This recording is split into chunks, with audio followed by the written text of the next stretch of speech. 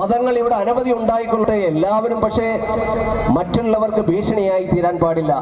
എനിക്കും ശാന്തിയും സമാധാനവും ഉണ്ടാകുമ്പോൾ നിനക്കും ശാന്തിയും സമാധാനവും ഉണ്ടാകണം എന്ന് വിചാരിച്ച് ജീവിക്കുന്നവരായിരിക്കണം ഇവിടെ വേണ്ടത്. അല്ലെങ്കിൽ ഇത് എല്ലായിടത്തും ഭീഷണിയായി മാറും. അപ്പൊ അതുകൊണ്ട് ഇത്തരം സന്ദർഭങ്ങളിൽ ഹൈന്ദവ സഹോദരന്മാര് ഉണർന്ന് ജാഗരൂകരായിട്ട് പ്രവർത്തിക്കേണ്ട കാലഘട്ടം അതിക്രമിച്ചു കഴിഞ്ഞിരിക്കുന്നു. ഇനിയും നമ്മൾ അമാന്തിക്കാൻ പാടില്ല.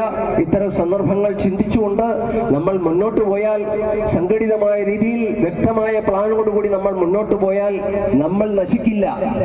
നമ്മളെ ഒരാൾ അടിച്ചാൽ തിരിച്ചടിക്കണം. നമ്മൾ അടി കൊള്ളാതിരിക്കാനും നമ്മൾ പഠിക്കണം. അടി കൊള്ളാതിരിക്കാൻ. അപ്പൊ അതിനൊന്നും ഒരു തന്റെ ഇടം വേണം. ഇവിടെ കൃഷ്ണനും രാമനും ഒക്കെ ഉണ്ടായപ്പോ കൈയും കെട്ടി നോക്കി നിൽക്കുകയല്ല. അധർമ്മം കണ്ടപ്പോ കൈ കെട്ടി നോക്കി നിൽക്കുകയല്ല ചെയ്തത്. അവർക്ക് ക്ഷത്രിയ വംശത്തിന്റെ അവരുടെ ആ സംസ്കാരത്തിന് വേണ്ടിയിട്ട് നിലകൊണ്ടു.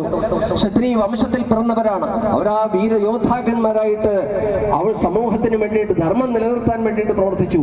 ഇന്ന് നമ്മളെല്ലാം ധാർമ്മിക ഭടന്മാരാണ്, ധർമ്മത്തിന്റെ ഭടന്മാരാണ്. ഈ ധർമ്മത്തിന് വേണ്ടിയിട്ട് നിലകൊള്ളാൻ നമ്മൾ ഒന്നിച്ചു നിൽക്കേണ്ട കാലഘട്ടമാണ് ഇത്.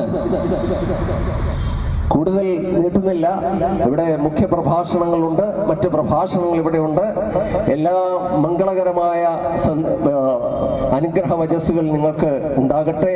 എല്ലാ ഈശ്വരന്റെ ശക്തി നിങ്ങളുടെ കൂടെ ഉണ്ടാകട്ടെ. ധർമ്മത്തിന് വേണ്ടിയിട്ട് പ്രവർത്തിക്കുന്ന നിങ്ങൾക്ക് ഓരോരുത്തർക്കും ശക്തിയും ഊർജവും എന്നും ഉണ്ടാകട്ടെ എന്ന് പ്രാർത്ഥിച്ചുകൊണ്ട് ഞാൻ എന്റെ എളിയ വാക്കുകൾ ഉപസംഹരിക്കുന്നു. ഇത് ഈ ഒരു ചടങ്ങ്, ഈ ഒരു പൊതുവേദി ഉദ്ഘാടനം ചെയ്തതായിട്ട് അറിയിക്കുന്നു. നമഃശിവായ. നന്ദി.